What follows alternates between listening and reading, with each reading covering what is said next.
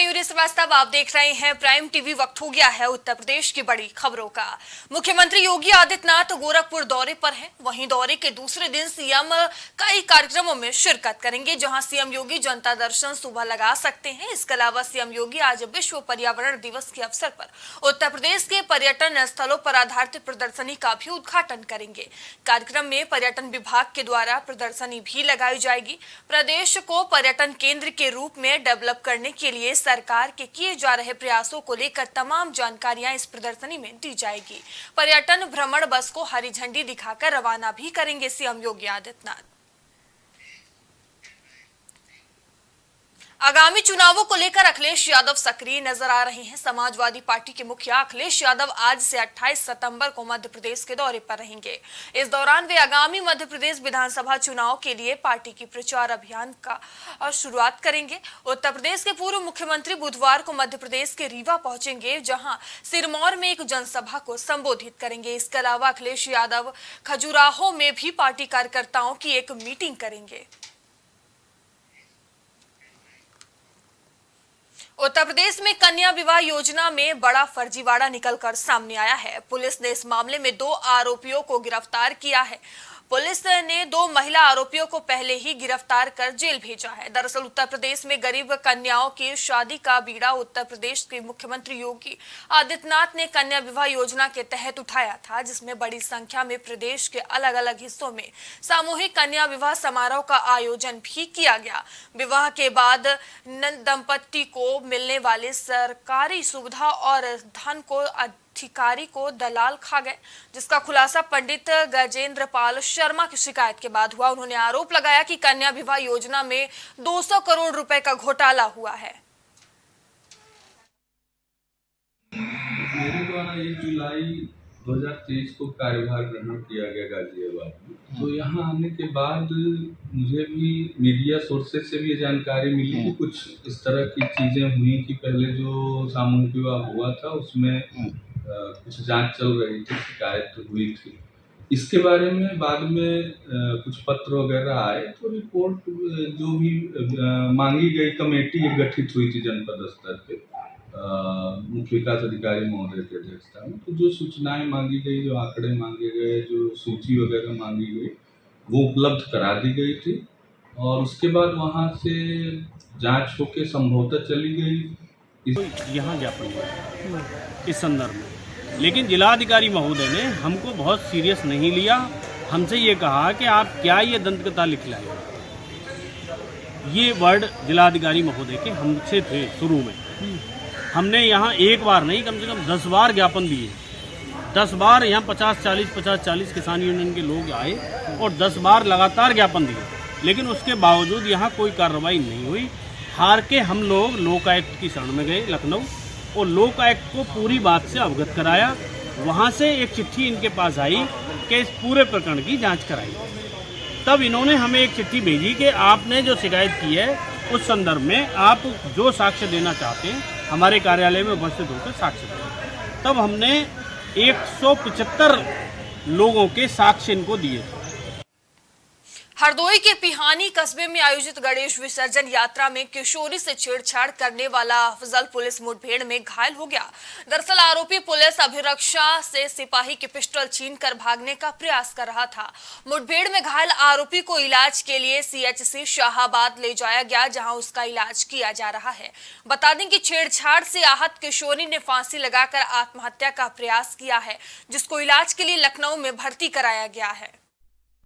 जनपद हरदोई द्वारा एक टीम बनाकर और सतर्कता रखते हुए उस अभियुक्त को गिरफ्तार किया गया। अभियुक्त अफजाल सनम माजिद निवासी भाटन टोला थाना पिहानी जनपद हरदोई को संबंधित मजिस्ट्रेट के समक्ष सरकारी जीप से प्रस्तुत करने हेतु पुलिस बल के साथ ले जाया जा रहा था। रास्ते में मैठी हाट घाट के पास पशुओं के आ जाने के कारण एक झुंड आ गया था, जिससे गाड़ी धीरे हुई। इसका अवसर पाकर अभियुक्त पुलिस बल की रिवॉल्वर छीनकर पीछे से कूद कर भागा। पुलिस ने जब पीछा किया तो उसका पुलिस पर जान से मारने की नीयत से उस अभियुक्त ने फायर करना शुरू कर दिया, जिससे जवाबी कार्रवाई में पुलिस ने भी आत्मरक्षार्थ गोली चलाई, जिससे अभियुक्त घायल हो गया है।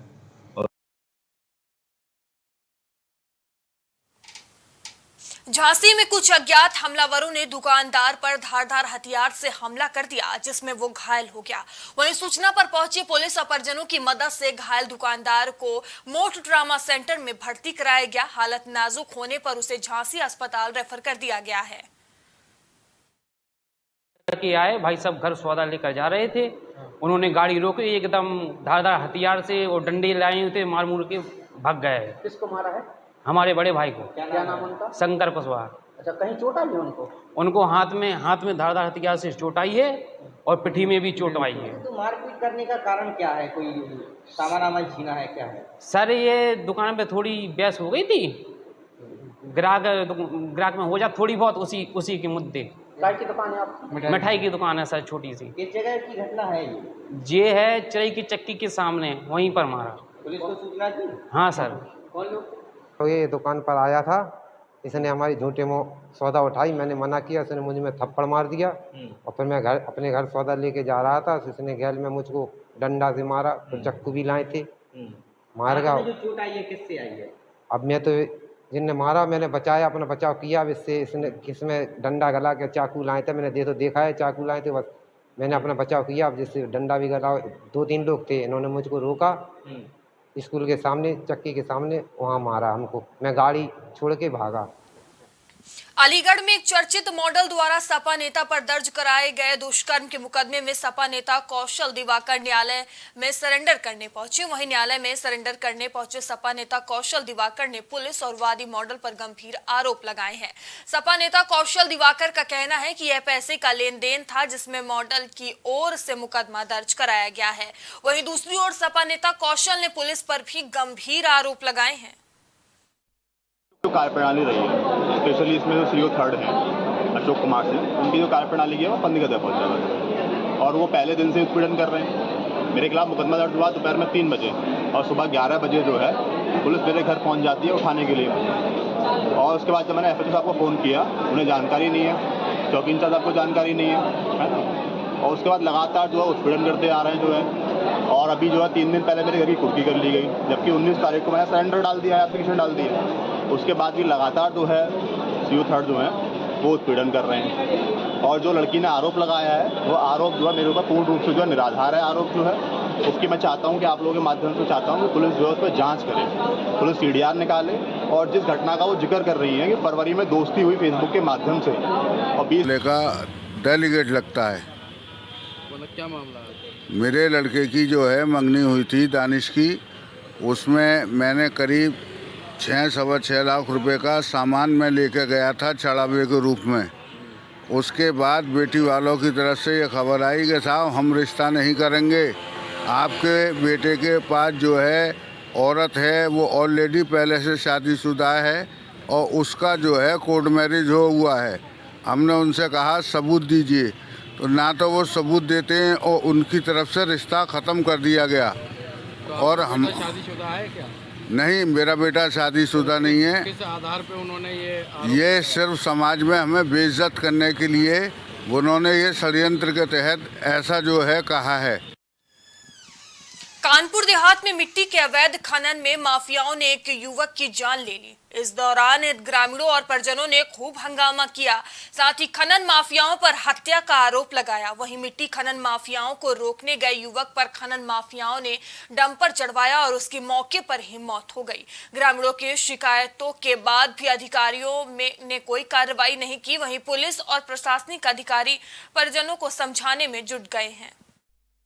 आकाश प्रजापति नामक युवक की शौच के लिए जाते समय डंपर से एक्सीडेंट की मृत्यु की सूचना प्राप्त हुई।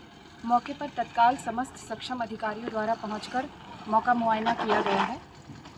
पीड़ित परिवार द्वारा तहरीर दी जा रही है। तहरीर प्राप्त होते ही उचित धाराओं में मुकदमा पंजीकृत किया जाएगा। मौके पर कानून व्यवस्था की स्थिति सामान्य है। कई बार किया है लेकिन हम लोग कोई सुनवाई नहीं हुई है। इस लड़के ने गौ पहले इसके पहले 5-6 रोज पहले गाय के टक्कर लग गई थी। इस लड़के ने मना किया था मिट्टी के लिए कि यहाँ से नहीं निकालेंगे।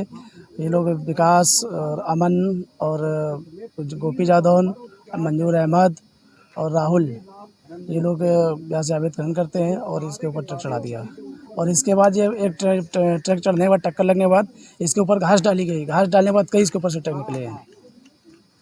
क्या मांगे हैं आपकी? मांग हमारी ये है कि उसके जो पिताजी हैं मृतक के, वो मेंटली डिस्टर्ब रहते हैं, बीमार हैं, और इसकी माँ बचपन में ख़त्म हो गई थी। 3 बहनें हैं और एक छोटा भाई। हम लोग ये चाहते हैं इसको कम से कम 25 लाख की आर्थिक मदद हो जाए। संभल में भीषण सड़क हादसा हो गया है, जहां तेज रफ्तार डंपर ने बाइक सवारों को टक्कर मार दी। भीषण सड़क हादसे में मौके पर 2 लोगों की मौत हो गई। हादसे में 2 लोगों की मौत से परिजनों का रो रो कर बुरा हाल है। वहीं पुलिस ने मृतकों के शवों को कब्जों में लेकर पोस्टमार्टम के लिए भेज दिया है, जिसके बाद डंपर का चालक मौके से फरार हो गया है। क्षेत्र के अंतर्गत देर शाम को सूचना प्राप्त हुई कि एक डंपर से एक 2 पहिया वाहन पे 3 सवार लड़के एक्सीडेंट हो गया है। तत्काल सूचना पर पुलिस मौके पर पहुंच गई। सभी घायलों को हॉस्पिटल के लिए भेजा गया, तो डॉक्टर साहब ने देखा उनको, 2 उसमें से मृत पाए गए तत्काल ही मौके पर। एक घायल है, उसका इलाज चल रहा है, फायर सेंटर के लिए रेफर किया गया है। सर, जो जिस वाहन ने टक्कर मारी है वो वाहन कौन सा है और वो गिरफ्तार ड्राइवर हुआ है? और देखिए, वाहन पकड़ लिया गया है। अभी टीमें लगा दी गई हैं, तत्काल टीमों के द्वारा जो है ड्राइवर को भी गिरफ्तार कर लिया जाएगा। उत्तर प्रदेश की खबरों में फिलहाल अभी के लिए इतना ही। आगे आपसे फिर होगी मुलाकात, तब तक के लिए बने रहिए प्राइम टीवी के साथ। नमस्कार।